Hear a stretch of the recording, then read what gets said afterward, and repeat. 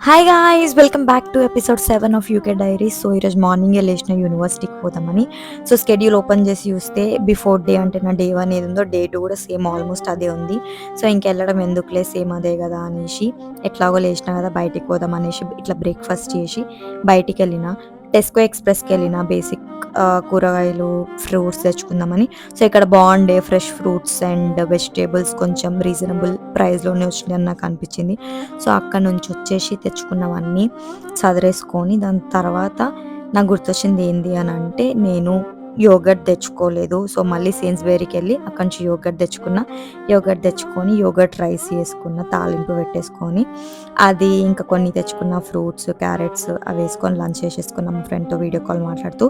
So I want to make my room in to home. So నేను India నుంచి తెచ్చుకున్నవి అన్నీ సదరేద్దాము అని స్టార్ట్ చేసిన. So next episode I'm gonna do my room tour, stay tuned. So దాని తర్వాత మధ్యలో అది అవ్వట్లేదు, ఇంకా టైం అయిపోతుంది అనేసి డిన్నర్ వండుకున్న. డిన్నర్లో పప్పు చారు, దెన్ ఆమ్లెట్ తినేసి again I resumed my room decoration. So that's all for today. Meet you in the next video.